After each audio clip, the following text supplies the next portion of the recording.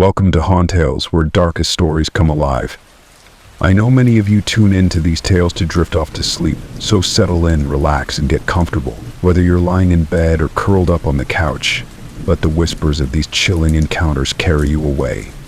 Before we begin tonight's story, be sure to like the video and subscribe to the channel for more spine-tingling tales. And let me know in the comments, where are you listening from and what time is it? I love seeing how far our stories travel.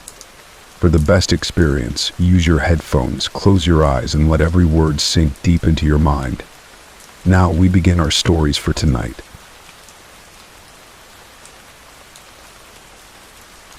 Story 1. The Chilling Return. I hadn't said his name out loud in years. It was easier that way. Declan was like a stone dropped into a vast, dark ocean, gone before I could even register the ripples, his memory settling slowly into the depths of my heart where it wouldn't hurt as much. I'd learned to carry on for our children, for myself. Slowly, I built a life from the ruins of his absence, a life filled with small comforts that became my salvation. With time, I found something that resembled peace. But peace is fragile, nothing more than an illusion, easily shattered when darkness presses too close. The first time I saw him again was on a still, hauntingly quiet evening. I just put the children to bed and was tidying up the living room when I heard the sound of footsteps on the porch. A shadow passed by the window and my heart stopped. Before I could gather myself, there was a soft knock at the door, polite, hesitant, as if from someone who didn't entirely belong. Opening the door felt like opening a door to the past. My husband, Declan, was standing there, his figure haloed by the porch light. The sight of him was like a slap to the face, a cruel trick, a mistake, because he looked exactly the same as he had on that last morning a decade ago. I couldn't breathe, couldn't move, pinned under his steady gaze. Declan, my Declan, somehow impossibly alive. Annie, his voice was hesitant, soft, tinged with that rough warmth I'd thought I'd forgotten. Hearing it made my heart lurch painfully, tearing open old wounds and flooding me with equal parts joy and terror. How I managed, but my voice was a broken whisper. My mind was racing, reeling, trying to process the impossible. He had been declared dead. The world had grieved him, I had grieved him, learned to live with the empty ache of his absence. And yet here he stood, his eyes searching mine, as if for answers he didn't have. When he stepped forward, reaching for me, I felt myself recoil instinctively. His hand paused midair, and a flash of hurt crossed his face. Or was it hurt? Something in his expression was off, too subtle to name, yet chilling enough to make my heart pound. But then he lowered his hand, his face softening into the smile I knew so well. I know this is overwhelming, he said, his voice trembling slightly. I had to come home. He stepped forward again, but this time I couldn't move. I reached for him, my hands trembling as I touched his face, solid and warm, alive. But something was wrong. There was a hollowness in his eyes, a cold glint that hadn't been there before. His gaze was distant, his pupils almost black in the low light, like the eyes of someone looking out from another world. That night, we lay side by side in the darkness, but I could feel the tension beneath my skin, my heart heavy with a strange, creeping dread. Declan was here, but he wasn't entirely here. Something in his eyes, his touch, his very presence felt wrong, And as I lay there pretending to sleep, I felt his gaze on me unblinking, watching, as if he were memorizing my face with a hunger that bordered on obsession. In the days that followed, Declan seemed to slip seamlessly back into the routines of our lives, almost as if he'd never left. His memory, he said, was fragmented, like a half-finished puzzle. He claimed he didn't remember where he'd been or what had happened. He didn't know how he'd returned, only that he felt a compulsion, a force pulling him back, but the cracks began to show.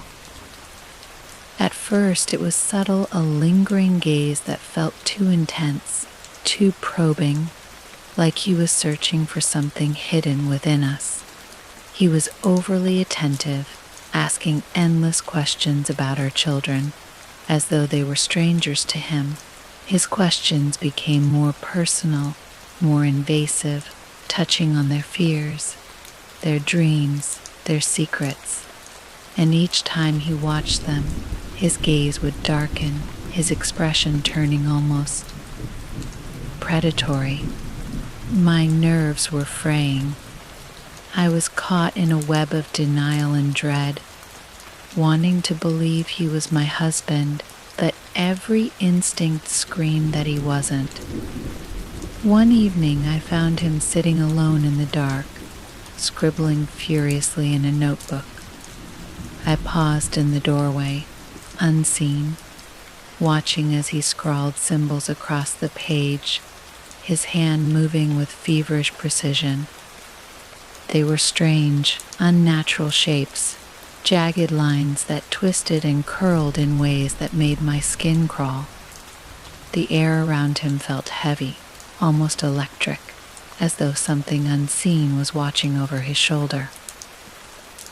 When I stepped closer, he froze, his fingers tightening around the pen.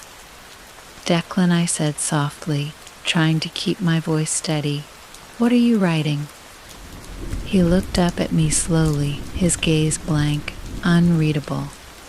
"Nothing," he murmured, crumpling the page in his fist, hiding it from view. "Just remembering." But it was a lie. I could see it in his eyes, in the tightness of his jaw, the subtle way he angled his body between me and the notebook. He wasn't just remembering, he was hiding something, something dark and unspeakable. As the days passed, his strange behavior only grew worse. I began finding symbols carved into odd places around the house, behind picture frames, on the backs of cupboard doors, even under the children's beds. At night, he would lie beside me, his breath heavy and irregular, muttering in a language I didn't recognize, his words sharp and guttural, like something that belonged to another world. Once, in the dead of night, I heard him whispering a name. Over and over, he muttered it like a prayer or a curse, his voice trembling with something akin to reverence. I shivered, unable to sleep, each whisper digging deeper into my mind, twisting my fear into something primal and raw. My fear grew, transforming into a horror that I could no longer ignore. My husband was gone. The man lying beside me, walking through my house, sharing my children's laughter, he was a stranger, a shadow wearing Declan's face. Late one night, while Declan was out, I finally had the courage to open the notebook he'd kept so closely guarded. My hands shook as I flipped through the pages, my mind filling with dread as I took in the strange symbols he'd scrawled, lines twisting into shapes that seemed almost alive, pulsing on the page like dark veins. Between the symbols were phrases written in a language I couldn't understand, but one line caught my eye, written in messy, shaky letters, as though in a moment of weakness. I gave my soul, and they sent me back, but I am hollow. The words made my blood run cold. My hands trembled as I stared at the page, the realization settling over me like a shroud. Declan had struck a deal, a terrible, twisted bargain that had cost him his soul, leaving nothing behind but an empty vessel. And he had been sent back with a purpose that filled him with an unnatural, consuming obsession. But who or what had sent him? As my fear mounted, I began to notice more signs, tiny clues that pointed toward a darker, more horrifying truth. Declan would talk to himself, holding quiet, murmured conversations as though there was someone in the room with him. Once, I caught him standing in front of the mirror, his head tilted at an unnatural angle, his gaze distant and unfocused. He was speaking to his reflection, his voice low and fervent, and the longer I listened, the more I realized he was not speaking English. The words rolled off his tongue in that same strange, guttural language, a language that seemed to crawl through the air, filling the room with a heavy, oppressive weight. I couldn't make out the words, but I could feel their meaning, their intent a dark promise, an ancient invocation that thrummed with power, echoing in the silent room like the tolling of a bell. It was nearly dawn when I felt him slide into bed beside me. He was silent, his movements slow and deliberate, like a predator settling into a comfortable position. I pretended to be asleep, my heart hammering as I felt his hand rest lightly on my shoulder, his fingers cold and unyielding. "Annie," he whispered, his voice softer, more intimate than it had been in weeks. But beneath the tenderness, I heard something darker, something that made my skin prickle with fear. "You know I love you. I've always loved you." I didn't respond, too afraid to open my eyes, but I felt his breath against my neck, hot and steady, his lips brushing my ear as he whispered, "They said I could have you. All of you. That was the deal. I just have to bring you back with me." I felt a sick, twisting fear coil in my stomach, a cold certainty that settled over me like a death shroud. He wasn't talking about taking us anywhere mortal. He wanted to drag us somewhere else, somewhere dark and terrible, a place where his soul had been stolen, twisted into something that wore his face but had no humanity left in it. That morning, I took the children and fled. We drove for hours, the road stretching out before us like an endless gray river, our shadows trailing behind us as though he were chasing us through the dawn.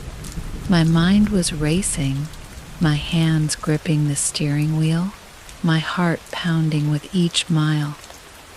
But I knew I couldn't run forever.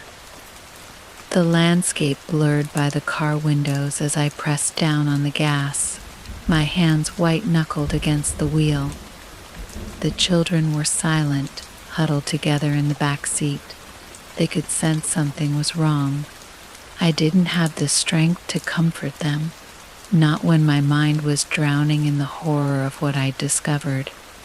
Declan's whispers haunted me, words I didn't fully understand, but that pulsed in my mind like a heartbeat. They said I could have you. All of you, what had he meant by that? Who were they? An hour into the drive, just as the first light of dawn began to pale the horizon, my phone buzzed in the cup holder. I glanced at it, the screen lighting up with a name that sent chills down my spine. Declan. I ignored it, pressing my foot harder on the gas. But the phone kept buzzing, insistent, until finally In a moment of weakness, I picked it up, barely daring to look at his name on the screen. I answered, my voice barely a whisper. Hello? There was silence on the other end, broken only by the faint crackle of static.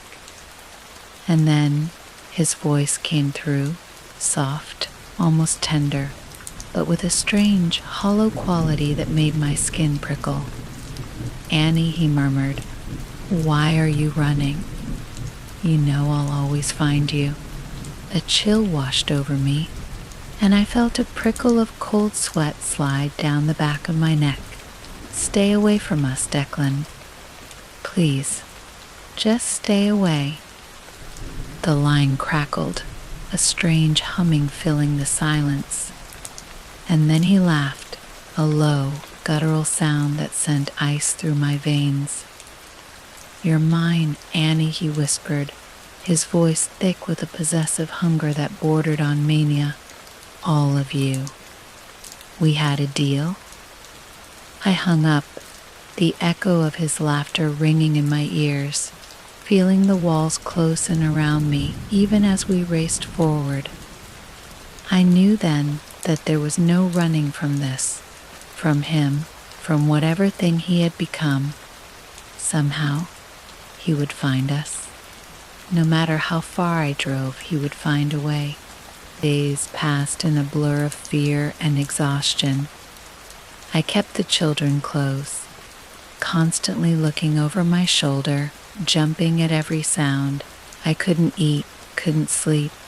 My mind was unraveling, fraying at the edges. I'd taken us to a small, anonymous hotel on the outskirts of a sleepy town, far from anyone who knew us. But no matter where I went, I felt his presence lingering just beyond sight, lurking in the shadows. One night, as I lay awake in the darkness, I heard a faint tapping on the window.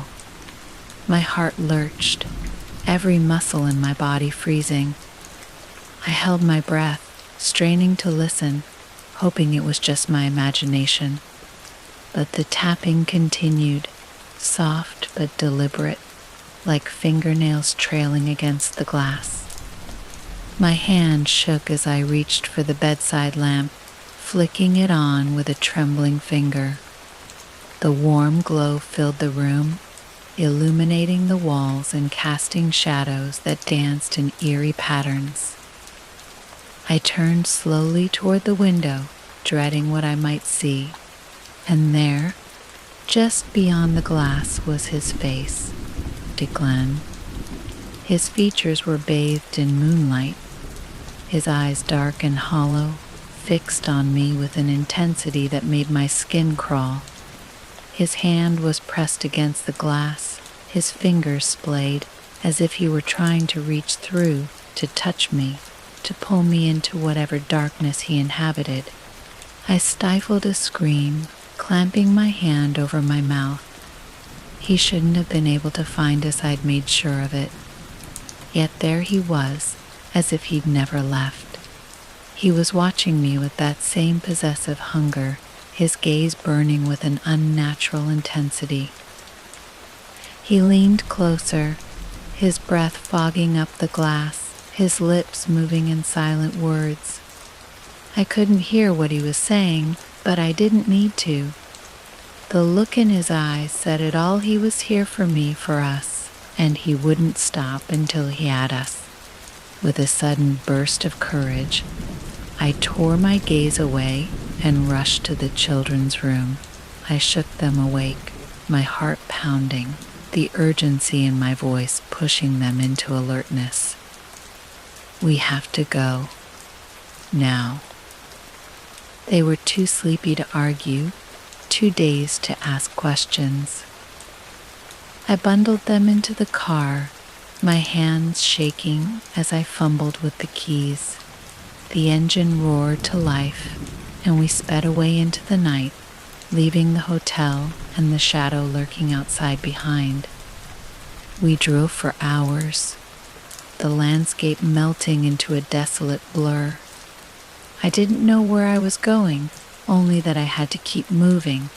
I kept looking in the rearview mirror, half expecting to see his face reflected back at me, grinning with that cold, unnatural hunger. But there was nothing, only the empty road stretching out behind us. Eventually, we reached a small town nestled in the mountains, far from anywhere I'd ever been. I found a secluded cabin on the outskirts, hidden away among the trees.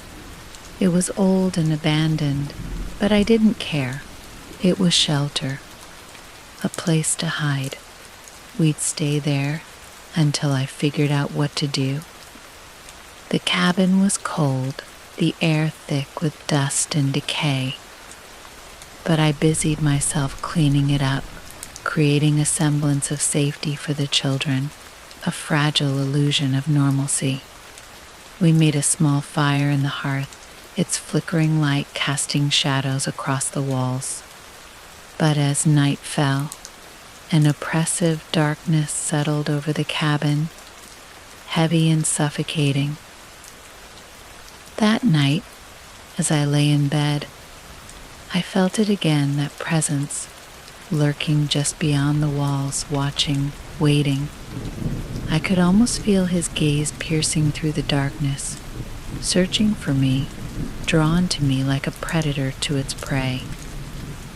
The children were asleep in the next room, their soft breaths a small comfort. But even their innocence couldn't shield them from the darkness closing in. I knew he was coming for them, for all of us.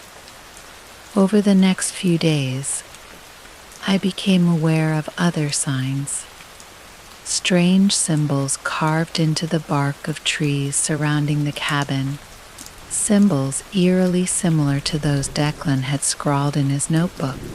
Birds would fall silent when I stepped outside, the air thick with an unnatural stillness that felt like a warning. One night, I ventured out into the woods, my flashlight casting a narrow beam of light that barely cut through the oppressive darkness. I couldn't shake the feeling that I was being watched, that something was following me, its gaze crawling over my skin like cold fingers. As I walked deeper into the forest, I found a clearing littered with more symbols, burned into the ground in a perfect circle. They were twisted, dark shapes that seemed to writhe and pulse in the moonlight, as though they were alive. At the center of the circle was an object, a small, tarnished locket I recognized instantly. It was mine, a gift from Declan when we'd first met. I hadn't seen it in years. I knelt down, reaching for it, my fingers trembling. But as I touched it, a surge of cold shot up my arm, filling me with a terrible, paralyzing dread. I dropped the locket, stumbling back, the truth dawning on me with horrifying clarity. Declan hadn't just made a deal. He had bound himself to something ancient, something dark and unspeakable, and in return, he had been sent back as a vessel, a puppet for a force beyond comprehension.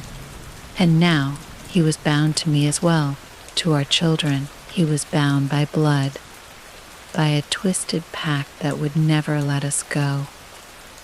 I ran back to the cabin, my mind reeling, every step heavy with a terror I couldn't shake. As I reached the front porch, I saw him, standing in the shadows, waiting. His face was a mask of calm, his eyes dark and hollow, filled with an endless hunger. "Annie," he said softly, his voice carrying a weight that made my heart stop. "You can't keep running from me. We're bound together now. Forever." I backed away, my heart pounding, my mind a blur of panic and fear. But he took a step forward, his hand reaching out, his fingers curling in a gesture that was both familiar and terrifying. "Come with me," he whispered, his voice soft and coaxing. Bring the children. It's time. I shook my head, tears streaming down my face. No, no, please, leave us alone. He smiled, a cold, twisted smile that held no warmth, no humanity. You can't escape, Annie. We belong to them now. And with those words, he vanished, melting into the shadows, leaving behind only a cold, empty silence. The days passed in a blur of terror and desperation. I barricaded the doors, kept the children close, but nothing could stop the sense of inevitability that pressed down on me like a weight. Declan would return. He was always watching, always waiting, his presence lingering just beyond sight, a shadow that would never leave. One night, as I sat by the fire, I felt a sudden, suffocating darkness settle over the cabin.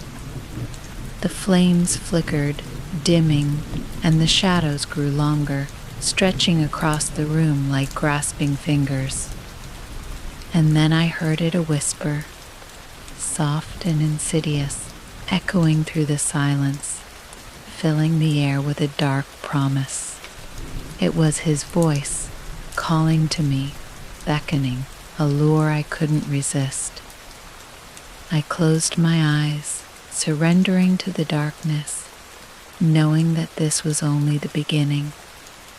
In that final moment, as I sat by the fire, paralyzed by the darkness that wrapped around me, a cold realization seeped into my bones. Declan hadn't simply returned to haunt us, he had been given back to me as a curse, a twisted reminder of love twisted into something monstrous. The fire flickered low, casting long shadows across the room, and in those shadows I saw them dark shapes with hollow eyes, watching, waiting. They moved closer, pressing in around me, and I felt a chill seep through the room, so intense it stole my breath away. I glanced around, the weight of their gaze paralyzing.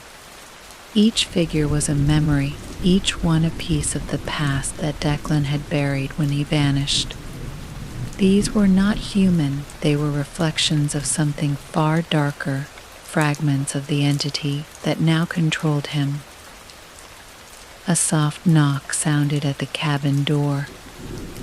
It wasn't frantic or loud, just a slow, steady rhythm, each tap in sync with my heartbeat. I held my breath, my eyes locked on the door as a chilling familiarity washed over me. Declan was on the other side. I could feel him, sense the sinister patience in his presence. He knew I was close to breaking, that his relentless haunting had eroded every last thread of my courage. He knocked again, and this time he spoke. Annie, his voice was soft, almost tender, but with an underlying menace that made my skin crawl. I know you're in there. Open the door. I didn't respond. The children were asleep in the small room down the hall, blissfully unaware of the horror inching closer. But as the silence grew heavy, my mind began spinning with a plan. I had to confront him to know what had twisted him into this monstrous puppet. It was the only way I could protect us, to sever the dark tether that bound him to this unholy pact. With a trembling hand, I reached for the door, opening it just a crack. Declan stood there, shrouded in darkness, his face partially hidden in the shadows. But his eyes, those familiar eyes that had once been warm and kind, were now void of anything human. They were hollow, endless, as if I were staring into a dark abyss that could swallow me whole. I kept my voice steady. "Why are you here, Declan?" He tilted his head, an eerie, unnatural movement that seemed more animal than human. "You're the one who called me back, Annie," he said, a small, twisted smile playing on his lips. All those nights you begged for me to come back, all those years of searching. I heard you. The accusation stung, piercing through my defenses. I had called for him, had clung to every memory, every small relic of the life we'd shared. I had never truly let go. But how could he twist my grief into something so malevolent? I wanted you back, I whispered. But not like this. You're not. You're not the same. He laughed, low and hollow. No, I'm not the same. But neither are you, he stepped forward, his cold gaze piercing me. You don't understand, do you? When I was pulled into that place, when they took me, they showed me things, Annie. They showed me the truth about life, about death, about what we really are. Who are they? I asked, my voice barely a whisper. What did they do to you? He paused, his expression softening for a moment, almost as if he were remembering something painful. But then his face twisted back into that cold, unnerving smile. They gave me power, Annie. They gave me a way back to you. And now, you're part of it, too. I felt a shiver run down my spine. I never asked for this. No, he murmured, his voice a chilling echo. But love has a price. You gave yourself to me long ago, and now they own you, too. I backed away, horror clawing up my throat. I won't let you take us. I won't let you take our children. A darkness passed over his face, something inhuman surfacing in his eyes. You can't stop it, Annie. The pact is sealed. They are already ours. In that moment, I saw a flicker of something strange, a weakness, a crack in his composure. His hand twitched, and he looked down at it as if confused, as though fighting against something within him. I seized the opportunity. Declan, I said softly, trying to reach whatever remnants of humanity he had left. I know you're still in there. You don't have to do this. Fight them. Please, remember us. Remember who you were. He grimaced, his face twisting with pain. For a fleeting second, I thought I saw the man I had loved, trapped behind the cold, blank mask. But then his face hardened, and whatever softness I'd seen vanished. It's too late. Annie, he said, his voice breaking, revealing a hint of desperation. I've already surrendered. There's nothing left of me but them. I took a step back, my heart shattering with the realization. Declan was gone. The thing that stood before me was just a hollow shell, a vessel for something dark and unyielding. And now it wanted to consume us all. Goodbye, Annie, he whispered, his face slipping into an expression so tender, so heartbreakingly familiar. It was as if he were saying farewell all over again. And then, in an instant, he was gone, swallowed by the shadows outside. In the days that followed, I felt the darkness closing in. It lurked around the cabin, a suffocating presence that grew stronger with each passing night. I began to see symbols carved into the wooden walls, eerie shapes that seemed to pulse with a dark energy. I didn't remember drawing them, yet somehow I knew they had been inscribed with my own hand.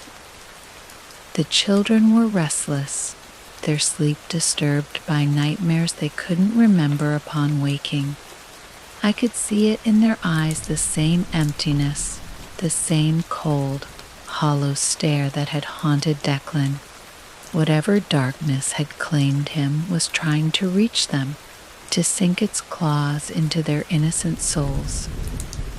One night, As the clock struck midnight, I woke to the sound of footsteps outside the cabin. I froze, my heart pounding as the footsteps grew closer, heavier. I heard the whisper of voices, low and murmuring, speaking in a language I didn't understand but instinctively feared. I crept to the window, my breath catching as I peered outside. Figures moved in the shadows, dark and indistinct, their forms shifting and writhing as if they were made of smoke. They circled the cabin, their hollow eyes fixed on me, watching with a hunger that made my skin crawl. And at the center of them was Declan. He stood among them, his gaze locked on me, his expression a mixture of sorrow and satisfaction. He raised his hand, gesturing for me to come closer, and in that moment, I knew what he wanted. He wasn't just here to haunt me, he was here to claim me, to draw me into the darkness that had swallowed him whole. I backed away, my mind racing. There had to be a way to break the connection, to sever the dark pact that had bound him to these malevolent forces. But as the shadows pressed in, the air grew thick with their whispers, filling my mind with fragments of memories of the love I had clung to for so long. In a desperate act, I grabbed a piece of broken glass from the floor, clutching it tightly as I whispered a silent promise to the man I had once loved. I would not let him take us. I would not let our family be consumed by this darkness. The shadows began to seep through the cracks in the walls, tendrils of darkness reaching toward me. I felt their cold touch against my skin, felt their pull, but I held on, summoning every last bit of strength I had left. I raised the glass, holding it over my wrist, a final act of defiance against the darkness that sought to claim me. And in that moment, I saw Declan's face, truly saw him. Beyond the hollow gaze, beyond the darkness, there was a flicker of recognition, a flicker of the man I had loved, trapped and pleading. "Annie," he whispered, his voice a faint echo, a final cry for help. I lowered the glass, my heart breaking as I realized the terrible truth. He was still in there, somewhere a soul bound to an eternal darkness, and the only way to free him was to let him go. With trembling hands, I placed the glass back on the floor, my voice barely a whisper as I spoke the words I had dreaded for so long. "I release you, Declan. I release you from this world, from this darkness. I free you." The shadows recoiled, a furious hiss filling the air as they withdrew, leaving only silence in their wake. And as the darkness faded, I felt a strange, aching emptiness, a void where Declan's presence had once been. He was gone. I collapsed to the floor, the weight of grief and relief crashing over me. The cabin was quiet, the oppressive darkness finally lifted, and in that silence I knew that Declan was at peace. But as I looked at my children, sleeping soundly, I couldn't shake the feeling that something of that darkness had lingered, a seed of dread planted deep within me, because I knew that love, true, all-consuming love, was a powerful thing, one that could reach beyond even the darkest realms. And in the quiet moments of the night, I sometimes heard his voice, a faint whisper carried on the wind, calling me back to him. Days turned into weeks, yet the chill in the air refused to lift.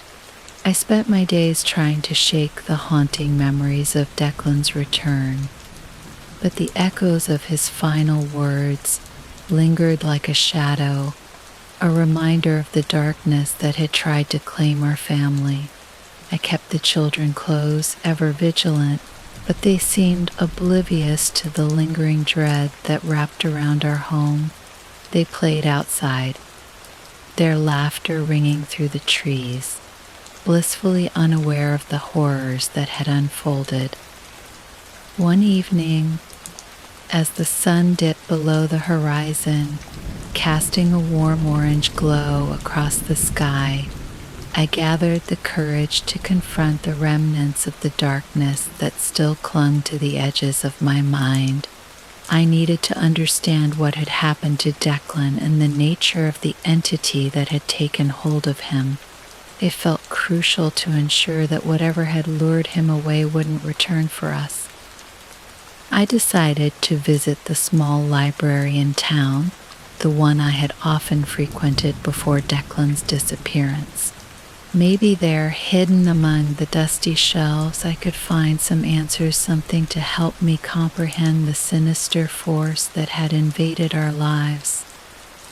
As I entered the library, the familiar scent of old books washed over me, a nostalgic comfort amid my turmoil. I headed straight for the local history section, hoping to find any reference to the legends and folklore surrounding our area. I flipped through pages of faded manuscripts and forgotten tales, each one more unsettling than the last. There were whispers of ancient entities that lived in the woods, creatures that demanded sacrifices in exchange for favors. They preyed on the desperate and the grieving, drawing them into a pact that could never be broken. Then, in the back of a dusty tome, I found a reference to a name that sent chills down my spine: the Veil Walker. Legends described it as a dark entity that could traverse between worlds, offering lost souls a path back to the living in exchange for their loved ones. As I read further, my heart raced. The tale detailed how the Veil Walker thrived on despair, using the grief of those left behind to anchor itself in the mortal realm. Suddenly, the library door creaked open, pulling me from my thoughts. I turned to see an old woman entering, her frail frame wrapped in a long, tattered coat. She had an unsettling air about her, her eyes darting around the room as if she were searching for something or someone. I felt an instinctual dread settle in my stomach, but I couldn't look away. She approached me, her voice a raspy whisper. "You've been touched by the Veil Walker, haven't you?" The words fell like stones, heavy and suffocating. I nodded, unable to speak, feeling exposed and vulnerable under her piercing gaze. "You must be careful," she continued, leaning closer. "It doesn't give up easily. It wants you, your children. It'll use whatever it can to get to you." "How do you know this?" I asked, fear tinged with desperation. "I've seen its mark," she replied, pointing a bony finger toward my heart. "You are forever connected. You must sever that bond before it's too late." "What do I have to do?" My voice shook, but I was determined to reclaim my life and protect my children. "There are rituals," she said, her eyes narrowing. "But they come with a price. You must face the darkness. You must confront the Veil Walker in its domain." I recoiled at the thought. "Confront it? You mean go to it?" "Yes," she said. "You have to lure it out, show it you are unafraid. It thrives on fear, on sorrow. You must show strength, or it will consume you whole." The old woman's words weighed heavily in my mind as I returned home. I needed to gather my thoughts, to prepare myself and my children. There was no escaping the truth. Declan had been pulled into something sinister, and his return had only deepened the darkness that surrounded us. If I were to protect my family, I had to be willing to face my fears head on. That night, I lay in bed, the memories of Declan flooding my mind. I could still feel his cold touch, still hear the echoes of his voice. But more than that, I felt the faint whispers of the entity creeping back into my mind. It wasn't finished with me yet. Determined to confront my fears, I started gathering items for the ritual. I collected old photographs of Declan and me, pieces of our life before the darkness, and symbols I had drawn from the library's book. I lit candles around the room, their flickering flames casting shadows that danced on the walls, creating an eerie ambience that sent shivers down my spine. I had read about creating a barrier, a protective space to contain the darkness while I confronted the Veil Walker. The ritual required me to call out to it, to reveal my presence and my intentions. I spent hours preparing, repeating incantations I had scrawled on pieces of paper, my heart racing as I began to feel the air grow thick around me. As midnight approached, I gathered the children and led them into the living room. Their innocent faces, filled with sleep, broke my heart. I knew this was dangerous, but I couldn't let the Veil Walker have them. I had to protect them, even if it meant dragging them into the darkness for a moment. "Stay close to me," I instructed, my voice steady despite the fear bubbling within. "Whatever happens, don't let go." They nodded, rubbing sleep from their eyes, unaware of the impending confrontation. I took a deep breath and began the incantation, my voice echoing in the stillness of the cabin. The flames flickered violently, casting long, distorted shadows that twisted and turned around us. As I spoke, I felt a shift in the air, a heaviness that pressed down on my chest. The temperature dropped, and I could see my breath fogging in front of me. A dark mist began to seep through the cracks in the walls, swirling around us, wrapping itself around my legs like a snake. "Show yourself," I shouted, the words bursting from me with desperation. "I demand to speak with you." The shadows coalesced in front of us, taking shape and form until the Veil Walker stood before me, a towering figure cloaked in darkness. Its face was obscured, but I could feel its cold gaze piercing through the veil of shadows, penetrating my very soul.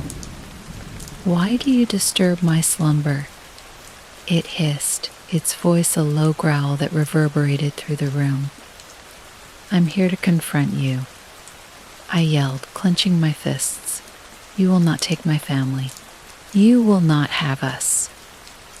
A cold laugh echoed around the room, chilling me to the core.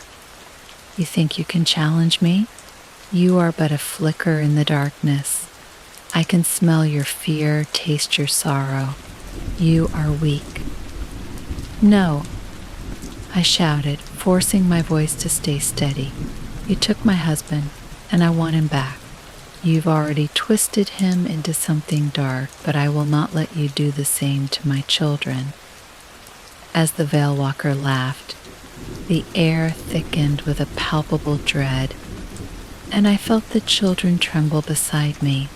I could see their eyes wide with fear, confusion mingling with sleep. I needed to stay strong for them, to show the Veil Walker that I wouldn't back down. "Your resolve is commendable, but it matters not," it sneered. "Your husband is already mine, body and soul. He chose me over you. He embraced the darkness, and now it courses through him." "No," I cried, the desperation spilling over into my voice. "He's still in there. I can feel him. I will fight for him." fight, it mocked. What can you possibly do? You are nothing without your grief, nothing without your love. You should embrace the darkness. It is a part of you now. No, I screamed, pushing against the overwhelming weight of despair that pressed down on me. I refused to accept it. In that moment, I felt a surge of defiance rise within me. I recalled the love I had for Declan, the memories of laughter, warmth, and joy that had filled our lives before darkness invaded. I focused on those moments, drawing strength from them, even as the shadows writhed around me. I choose love, I declared, my voice echoing through the darkness. I choose to fight for my family. You will not take us. The Veil Walker's laughter faltered, the shadows trembling as I spoke. Love is but a fleeting illusion, it hissed, rage spilling from its voice. You think you can wield it against me? You will fail? But I pressed on, my heart racing. Declan, I know you're in there. Fight back, remember us. For a brief moment, the shadows flickered, and I thought I saw Declan's face in the darkness, struggling against the hold of the Veil Walker. Annie, he whispered, a faint echo of the man I had once loved. Help me. I reached out, pushing against the darkness that surrounded him. Declan, fight it. You're stronger than this. With each word, I felt the energy shift, the shadows retreating slightly as Declan's voice grew stronger, more defined. I could hear him struggling, fighting against the entity that held him captive. Annie, I don't know how. His voice trembled, filled with anguish. I'm lost. I don't want to hurt you. The Veil Walker roared in anger, shadows swirling violently around us. You cannot save him, mortal. He is mine. No, I shouted, pouring every ounce of love I had into my voice. He is not yours. He is my husband. I will not let you take him away from me again. Suddenly, the air crackled with energy, and the Veil Walker's form began to distort. I could see flashes of Declan, glimpses of his warmth peeking through the darkness. I wouldn't give up. I couldn't let despair win. The children huddled closer, their eyes wide with fear, but they too began to understand the power of love in that moment. Mommy, don't let it take Daddy, my youngest, Emily cried, clutching my leg. No, I replied fiercely, forcing strength into my voice. We will fight together. In that moment, a surge of energy filled the room, a wave of love that washed over us. I reached out, willing Declan's spirit to fight back against the darkness. You are not alone. We are here. Fight with me. As the Veil Walker howled in fury, the shadows began to retreat, drawing back from the light we were creating. I felt Declan's spirit breaking free, his essence pushing against the Veil Walker's grip. Annie, he cried, his voice now clear and strong. I'm coming back. I won't let it take me. With one final push, the darkness erupted, scattering into wisps of shadow that disappeared into the corners of the room. The Veil Walker's shriek filled the air, a sound of pure rage and desperation, before it vanished completely.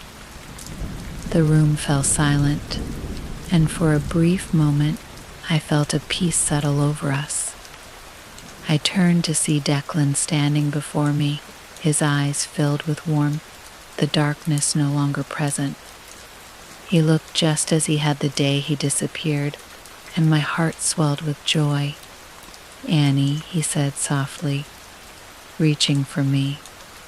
I'm back. I rushed to him, tears streaming down my face. I thought I lost you forever. He held me tightly, and I could feel the warmth radiating from him. I'm so sorry for everything. I was trapped in a place of darkness, and I didn't know how to escape. I was so scared, I confessed, my voice muffled against his shoulder. I thought you'd been lost to me. I fought for you, he replied, pulling back to look into my eyes. I realized what I was risking, what I could lose. I chose you, our family. As I stood there, wrapped in his embrace, I felt the weight of the world lift from my shoulders. But deep inside, a nagging thought crept into my mind. Had we truly escaped? Had the Veil Walker been vanquished for good? Or would it return to claim what it had lost? Over the next few days, Declan seemed different, but in a good way. He was attentive, affectionate, and eager to reconnect with our children. It was as if he were trying to make up for lost time, pouring love into our family. Yet, I couldn't shake the feeling that something still lingered beneath the surface. One night, while the children were asleep, I found Declan in the living room, drawing again. He was sketching symbols I recognized from the tome in the library, symbols associated with the Veil Walker. My heart raced as I approached him.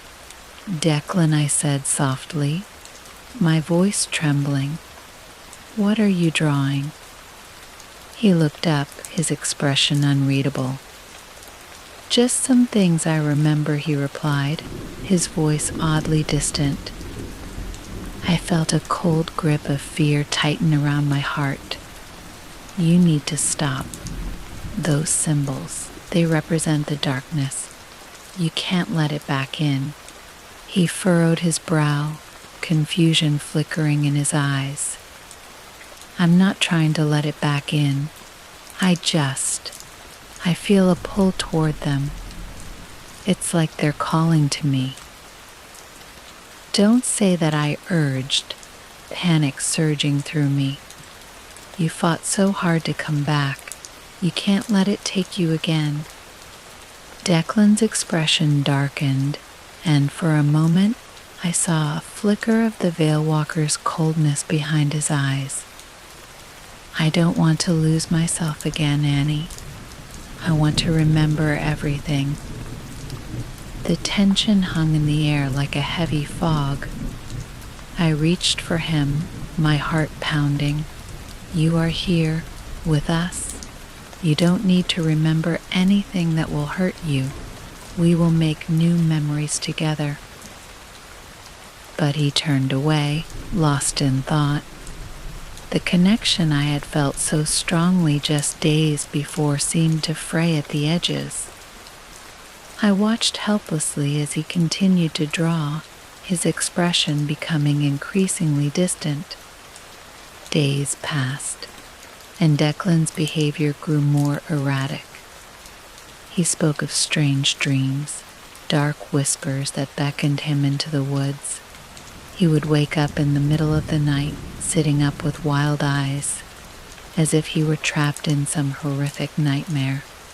Each time, I would hold him, but his eyes always seemed to drift away, searching for something I couldn't understand.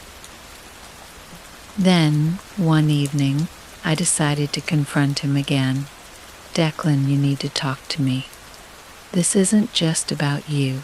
You're scaring the kids, and I don't know how to help you if you won't let me in. His expression hardened. I'm not scared of the darkness. I know what it wants. Then, let me help you fight it, I pleaded, reaching for his hand. We can do this together. We're a family. He pulled away, a flicker of something dark crossing his features. You don't understand. It's not just a fight. It's a choice. I made a deal to come back, and there are consequences. Consequences, I echoed, dread pooling in my stomach. What do you mean? He looked at me, and for a moment, I saw the Declan I knew soft, caring, filled with warmth. But it faded quickly, replaced by a coldness that sent shivers down my spine. I have to fulfill the pact. I have to deliver what was promised. Deliver what I asked? My voice barely above a whisper. What did you promise? But he merely shook his head, a shadow passing over his features. I can't tell you. It's too late for me. In that moment, my heart sank. The Veil Walker's hold had not only returned, it had claimed my husband once again, twisting his love for us into something dark and sinister. I felt the ground shift beneath my feet, and fear coursed through me like a cold wave. I spent the night researching everything I could find about the Veil Walker, poring over every detail I could remember from the library. There had to be a way to break the pact, a way to save Declan and our family. I read about old rituals and sacred rites meant to sever ties to the darkness, but each one came with a price. Finally, I found a reference to a final confrontation, a desperate ritual that required one to enter the realm of the Veil Walker itself. It would be a dangerous journey, but if I wanted to save Declan, I had to be willing to face the depths of darkness. With a heavy heart, I began to prepare. I gathered the symbols I had seen Declan drawing, the remnants of our love that had been twisted into something malevolent. I needed to confront the Veil Walker in its own territory to reclaim what it had taken from us.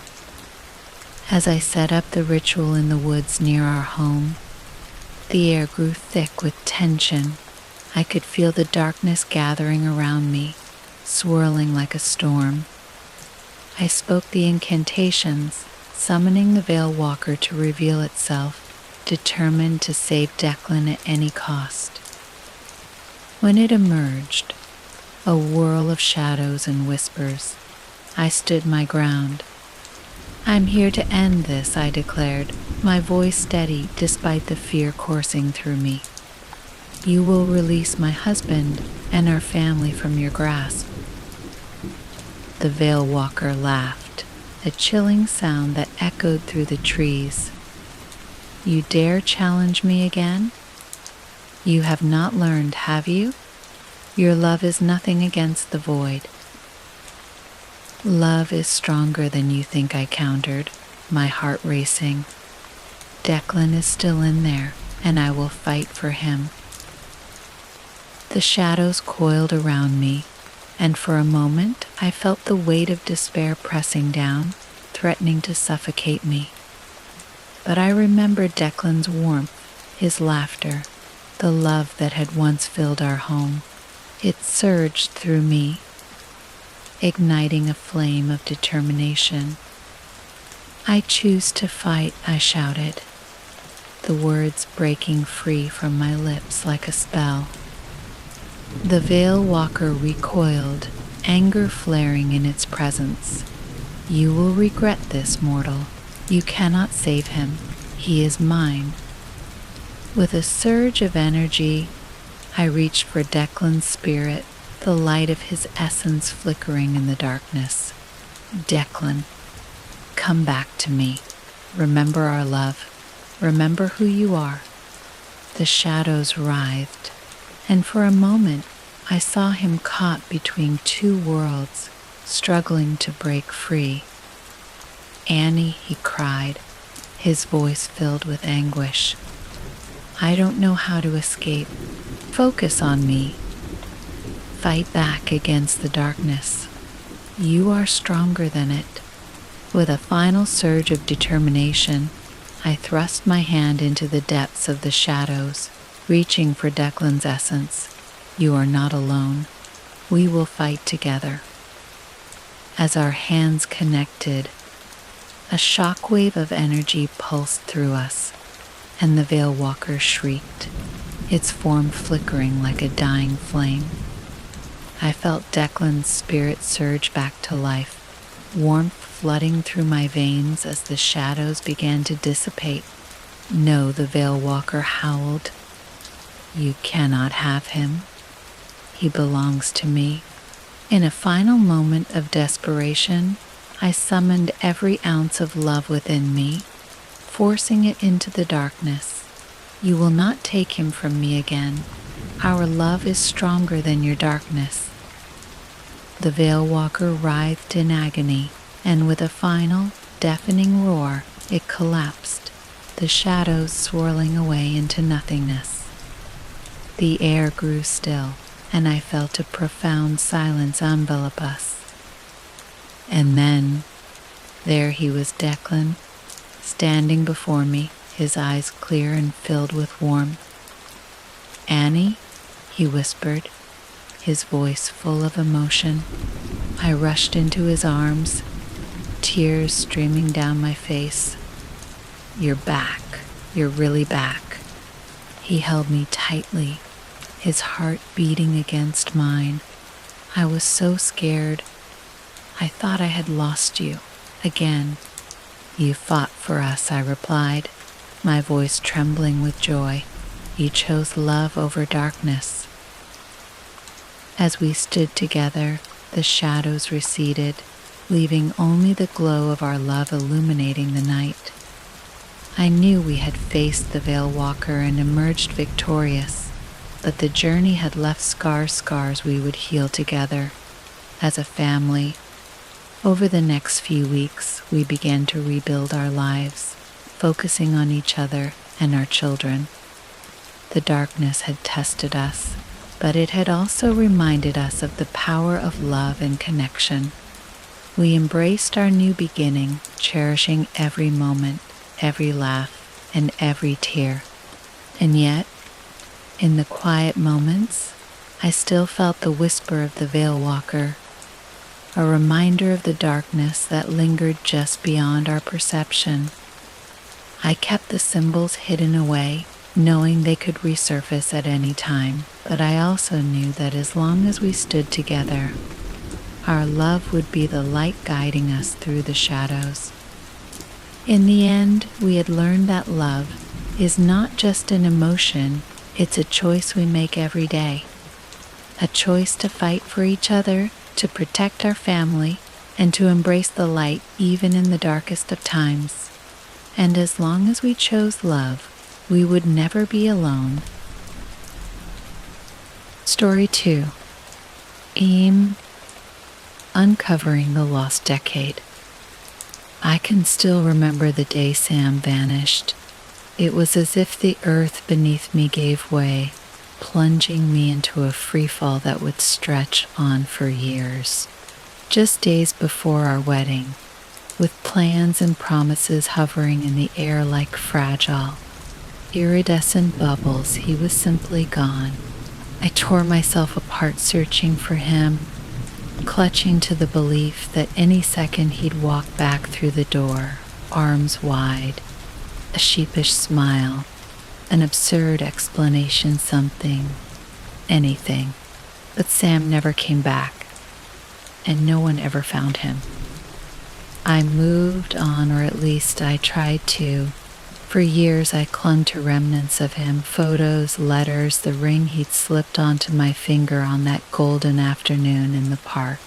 But I forced myself to live, burying that hope deep beneath my routines, beneath the painful process of forgetting, until the messages started arriving. The first one was a single line, innocuous in its simplicity. Just a text from an unknown number. He's not gone. Ellie. I didn't know what to make of it. Some cruel joke, a prank. I almost blocked the number. But then the next one came. Just 3 days later, he was with them, not by accident. The words didn't make sense, but the knot of dread in my stomach tightened, recalling Sam's abrupt disappearance, the unanswered questions. As the text trickled in over the following weeks, each one more cryptic than the last, I felt myself slipping back, my years of progress unraveling with every vibration of my phone. The messages grew in specificity, nudging me toward places Sam had never mentioned, clues he'd never left. I didn't understand why, but I felt compelled to follow them, a force far stronger than curiosity or desperation pulling me back into a world I had barely escaped. My first stop was an old pub on the outskirts of town, a seedy, dimly lit place filled with people who averted their eyes as I entered. I didn't know why the message had led me there, but my eyes quickly found an engraving, faded and nearly invisible, on the wall by the bar, an ancient symbol, 3 concentric circles with intersecting lines of design I'd never seen before, but that felt strangely familiar. I asked the bartender if he recognized the symbol, but he only stared at me, unblinking, as if sizing me up. "You're in the wrong place," he said, his voice low, but I knew deep in my gut I was exactly where I needed to be. The messages continued, each one guiding me to an obscure, unsettling part of Sam's life that I never knew existed. I followed them like breadcrumbs, unraveling threads of a life he'd kept hidden from me, a life bound to something sinister. His old college friend, Greg, recoiled when I mentioned Sam's name, glancing nervously over his shoulder. "He's gone, Ellie. Best leave him that way," he warned, his tone darkening. But I couldn't turn back, not now. The man I loved had been a stranger to me, wrapped up in secrets that had consumed him whole. The clues painted a disturbing picture, odd meetings, coded language, a mysterious group Sam had fallen in within the months leading up to his disappearance. And then came a photograph, left in an envelope at my door one evening. It showed Sam in a room full of people cloaked in shadow, their faces obscured, but their hands raised toward him in a twisted kind of reverence. Sam stood at the center, eyes vacant, mouth open as if in prayer. Beneath the image, scrawled in familiar handwriting, were the words, "I did it for you." For days I could hardly breathe, torn between fury and grief. Why hadn't he told me? What was this group he'd found himself enmeshed with? I pressed harder, pushing Sam's former acquaintances and co-workers for information. Most shut down the moment his name came up. A few gave me pitiful looks and muttered about the dangers of playing with fire. The text led me to a cabin in the woods one cold, fog-draped morning. The forest was silent, thick with an unnatural stillness that seemed to hold its breath as I approached. Inside, I found relics of a world that felt ancient and terrible. Symbols carved into the wooden walls, candles melted onto the floor, and a dusty tome resting on a makeshift altar. The book was heavy, its leather binding cracked and worn. When I opened it, I felt as though the air shifted, growing colder as my eyes fell on sketches of rituals, diagrams of strange formations, and scrawled accounts of people transcending through sacrifice. I was beginning to grasp the edges of the truth, but every new piece sent my mind reeling. Sam hadn't disappeared at random. He'd left me for something dark, something far beyond the life we'd shared. But was it by choice? Or was he lured unwillingly into the grasp of this group? The questions clawed at me, my fear mounting as I began noticing strange figures at my door and shadowed figures on street corners, watching from the edges of my sight just far enough that I could never fully make them out. And then one night I started experiencing blocks of time that vanished like smoke. I would glance at the clock, only to find that hours had passed in the blink of an eye, the memory of them swallowed by a dark void. At first, I tried to brush it off as exhaustion, but deep down, I knew something far worse was happening. The group Sam had been entangled with had cast its eyes on me. The final message came on a stormy evening. Meet me where it began. Those words chilled me, dredging up memories of our first apartment together, a tiny, dimly lit space where we'd built a life, dreams bright and unshadowed by secrets. I hadn't been there in years. Walking through those abandoned rooms was like moving through a tomb. Dust coated every surface, the air stale and heavy. In the bedroom, I found a single rose, dried and brittle, resting on the windowsill. Beside it was a worn piece of paper. My hands trembled as I unfolded it.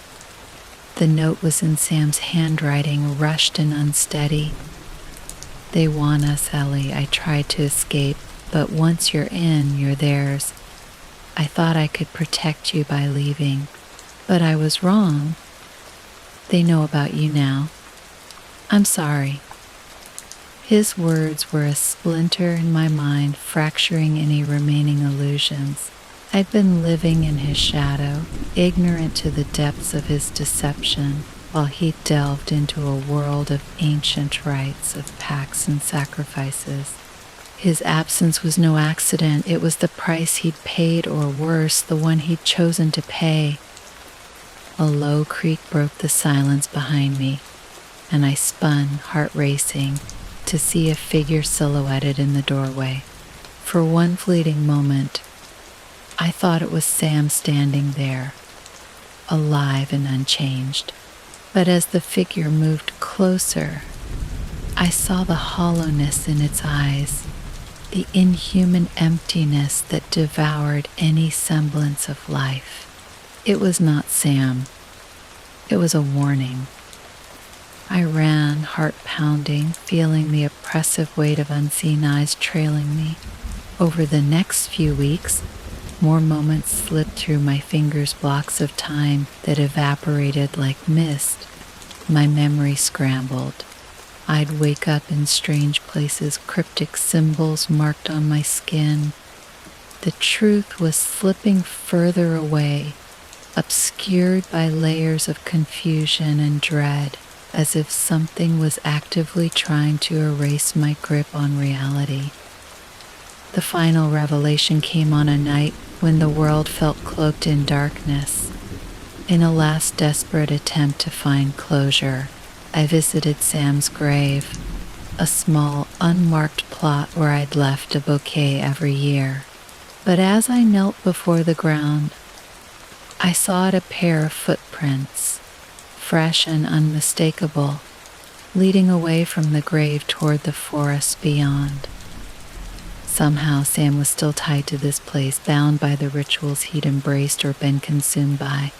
I knew with bone-chilling certainty that I'd become the next target, ensnared in the web of his past sins, his choices, his damnation.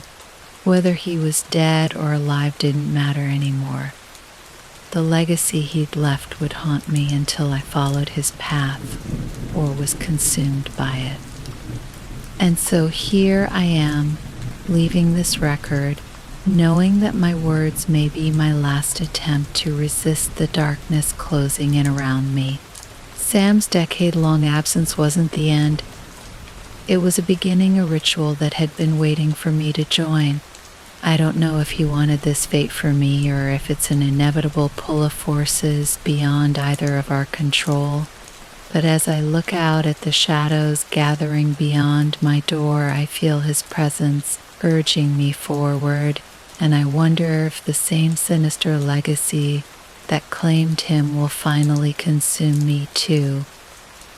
I lingered by Sam's grave long after the chill of the night settled over me, clinging to the thin veil of courage that remained. Somewhere in the darkness, I felt him watching. I didn't know whether he was protecting me or drawing me deeper into whatever pit of horrors had claimed him a decade ago, but I couldn't leave. A part of me hoped irrationally that he would appear, stepping out of the shadows with that familiar smile, a sigh of relief escaping us, both as if this had all been a terrible misunderstanding. But no one came. The forest loomed behind me, silent and forbidding, its branches weaving together into a blackened tapestry. There were footsteps leading from the grave to the edge of the woods, faint, like they'd been left in the minutes before I arrived. I don't know what compelled me, but I followed them, my heart a steady, hard thump that seemed to keep time with my every step. The silence was thick, suffocating, but I felt drawn forward as if Sam's presence itself was guiding me. The forest path twisted in front of me, and the shadows seemed to grow darker, folding in on themselves as though they knew they were concealing something sacred and terrifying. The air became colder the deeper I went, and I could feel it something more than just darkness, a heavy weight pressing against my skin. I wanted to turn back, every instinct screaming at me to leave, but a force I couldn't understand pulled me forward, every nerve in my body firing in anxious anticipation. After what felt like hours, the path opened into a clearing, and there in the center was an altar stone, ancient, etched with the same symbols I had seen before, the concentric circles, intersecting lines, marks that seemed alive in the faint moonlight. They glistened as though freshly carved, their edges sharp and cruel. It was as if the forest had been holding its breath, waiting for me to arrive. And then I heard it, a voice, soft and familiar, whispering my name. Ellie. The sound was so faint I nearly dismissed it as a trick of the wind, but there was no mistaking the longing, the pleading in it. My stomach twisted, every emotion I'd buried since Sam's disappearance bubbling up to the surface. Sam. My voice was a bare whisper, but it seemed to hang in the air, swallowed by the heavy silence. A shadow flickered at the edge of the clearing, shifting into a shape I recognized immediately. His shape, Sam. He stepped forward, but something was wrong. His eyes, the once warm gaze that used to calm my fears, were empty. His face was pale, gaunt, as though drained of life, and he moved with an unnatural stiffness, his limbs following some unseen command. Ellie, he murmured, his voice barely a rasp, weighted down by something I couldn't comprehend. My throat tightened as I took a shaky step back. This wasn't Sam, not the man I had loved, the man who had laughed with me, dreamed with me. This was something else, an echo of him, caught between this world and whatever place he had disappeared to. Sam, what happened to you? My voice quivered as I looked into the hollow depths of his eyes, searching for even a glimmer of the man I once knew. He seemed to shudder at my question, as though it hurt him to hear it, and for a moment his expression shifted, the lines of his face softening. I tried to protect you, he whispered, the words barely more than a breath. They told me it would be enough, that I could save you if I left. Save me from what? The fear was climbing, turning my stomach in knots as his words hung heavy in the air. Sam. What is this place? Why did you? I stopped, unable to finish the question, the horrible realization settling like ice in my veins.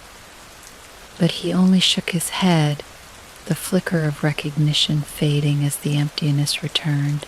They need you now, Ellie. I couldn't stop it. His voice was colder, more distant, like something rehearsed, forced. They will take you just as they took me. A piercing dread sank through me, rooting me in place. I could barely move, barely breathe, as I watched Sam's figure begin to blur, his edges fraying like threads unraveling, dissolving back into the shadows. Sam, no, don't go, my voice broke, desperation spilling out as he took a step back into the dark. I lunged forward, but he was already gone, his form swallowed by the night, leaving only the altar and its terrible symbols before me. The silence that followed was a void, vast and consuming. But as I stood there, feeling the cold seep into my bones, I heard another whisper, faint but insistent, in the back of my mind. It was a voice I didn't recognize, layered and ancient, pulling me deeper into the forest's heart. It was then I understood the true horror of Sam's words. This wasn't a matter of life and death. It was a binding, a soul-deep connection to forces beyond my comprehension. I was caught in the pull of an ancient ritual, one that had bound Sam and was now drawing me into its grasp. My love for him, the heartbreak that had bound me to him, even after his disappearance, it was all part of the plan, carefully orchestrated to pull me in as Sam had pulled away, the final step in a cycle that had claimed countless others before us. I stumbled back, heart racing, my eyes fixed on the altar. I didn't know how I'd missed it before, but etched in the stone, just beneath the strange symbols, were names, hundreds of them, carved deep into the rock and worn with age. At the bottom, 2 words made my blood run cold: Samuel Everett. And just below it, freshly carved, as if awaiting the inevitable, Eleanor Gray. I stared at my name, feeling the last pieces of my reality slip away. Whatever had taken Sam, whatever dark force had claimed him, was waiting for me, pulling me closer with every step, every whisper, every dream of him I'd refused to let go. My knees buckled, and I sank to the ground, horror twisting in my chest. I was never meant to find Sam. I was meant to follow him, drawn by the love that had bound us both to this curse, to these dark rituals that wove us into something far beyond ourselves. Somewhere in the darkness, I could still hear his voice, faint and hollow, calling my name, but I couldn't respond. The forest pressed in around me, the trees leaning close, as though eager to bear witness, to see the final act play out. And as I felt the cold of the altar at my back, I understood with a terrible clarity this was where Sam had been taken, and it was here that I would be too. Not in life or in death, but somewhere in between, a name carved into the stone, an offering, a warning, a legacy bound to the shadows. They would never let me go. My breaths came in shallow gasps as I stared at my name, etched into the stone like a sentence handed down through generations. A legacy bound in shadows, marked by ancient rites I barely understood yet felt crushing me in their grasp. Sam, please, tell me what to do, I whispered, though I knew he was gone. But his presence lingered like a chill pressing on my skin, and I felt the weight of his fate settling over me. I felt it in the earth beneath my knees, in the air that grew thicker with each breath, and in the silence which pulsed as if alive. Slowly, a faint whisper filled my ears, words I couldn't place, voices swirling in unison, both young and old, distant yet uncomfortably close. They called my name, dragging each syllable like it was a lure pulling me forward. I clamped my hands over my ears, but it did nothing to block out their call.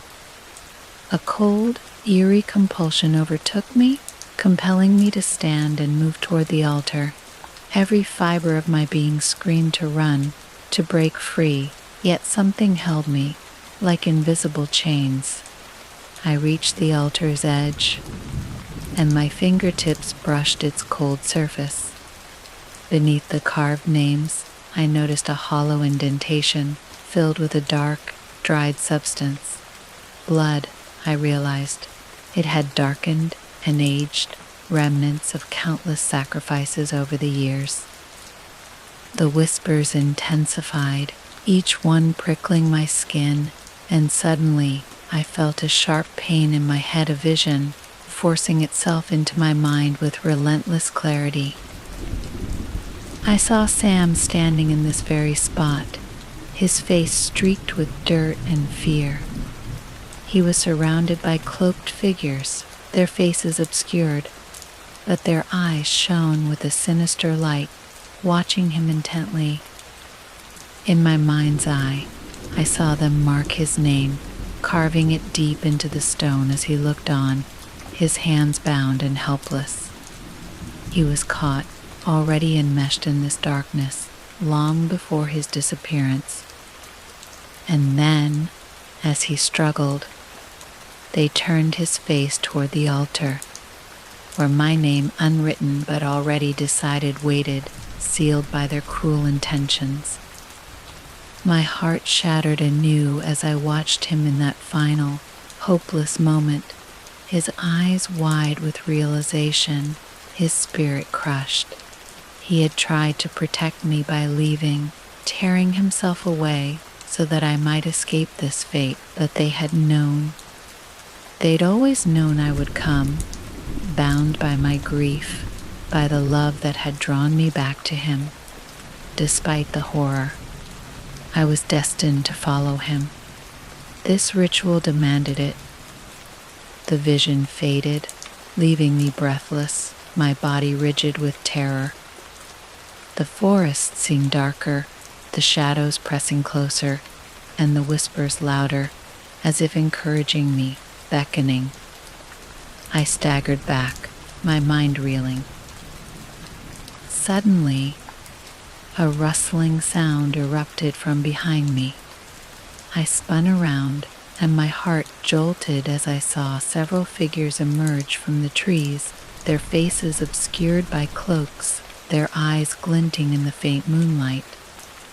They moved in silent unison, advancing like a single entity, their steps eerily synchronized. "No," I whispered, stepping back, my voice trembling. "No, I don't belong here. This isn't my fate." But the figures said nothing, closing the circle around me, their faces expressionless, watching. A tall figure stepped forward, lowering their hood. Their eyes bore into mine, an intensity of recognition that sent chills through my spine. "You've always belonged here," Ellie, the figure said, their voice smooth, almost gentle, as if they were offering me comfort rather than condemnation. "It was sealed the moment you met Sam. His choice became yours, intertwined by a bond stronger than either of you could imagine." I shook my head, refusing to accept it. But deep down, a part of me knew they spoke the truth. Every moment since Sam disappeared, every sleepless night, every unanswered question, all of it had been leading to this. A destiny I couldn't outrun, no matter how desperately I wanted to. What? What happens now? I managed to ask, my voice barely above a whisper. The figure's mouth curved into a sad smile. Now, you join him, as was meant to be. The rites demand balance, one life bound to the shadows, another drawn to join it. You will become part of the eternal cycle, guardians of the ritual, bound to the forest, as he is. My chest tightened with panic as their words sank in. I wanted to scream, to run, to fight, but I was frozen, caught in the gravity of their gaze. I felt a pressure, sharp and relentless, gripping my mind, urging me to surrender, to let go of the life I had clung to so fiercely. But then, a flicker of warmth sparked within me, a defiance that had lain dormant beneath my grief and fear. I couldn't let them control me. I couldn't let this darkness take away everything I was, everything Sam had loved. I took a shaky breath, forcing myself to meet the figure's gaze. No, I said, my voice steadier than I felt. I won't give in to this. I won't be another name on your altar. The figure's expression shifted, a flicker of something dark crossing their face. You misunderstand, Ellie. This is not a choice. It is a calling, bound to your very soul. You cannot fight what is already written. Watch me, my voice was firm, despite the tremors that ran through me. I backed away, inching closer to the edge of the clearing, my gaze locked on the figure before me, daring them to stop me. Their eyes narrowed, and I felt a surge of anger, as though I had disrupted something sacred. The other figures began to close in, their shadows stretching toward me like dark tendrils. But then, from somewhere deep within, I felt a pull of force urging me back toward the altar. It was Sam. I could feel his presence, faint but unwavering, pushing me to keep going, to fight for the life he'd tried to protect. Summoning every ounce of strength, I turned and bolted, running through the forest, branches scratching my skin, the cold air stinging my lungs. Behind me, the whispers grew louder, frantic, a cacophony of voices that clawed at my mind, pulling me back. I could feel them closing in, the shadows growing denser, pressing against me as I ran. I stumbled, my heart pounding as I reached the edge of the forest, the first hints of dawn breaking through the trees.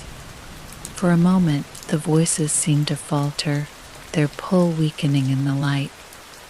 Gasping, I turned, and I saw them figures, countless and faceless, standing at the forest's edge, watching me. They made no move to follow, but their eyes held a promise, a dark certainty that this wasn't over. I was free. For now. But I knew the reprieve was only temporary. I sank to my knees, exhaustion washing over me, my mind racing with fragments of everything I'd uncovered, the twisted ritual, the names on the altar, Sam's sacrifice. The truth was a burden I would carry forever, a horror woven into my soul. As the sun rose, I whispered a final goodbye to Sam, knowing that his fate had claimed him, and that somehow it would continue to reach for me.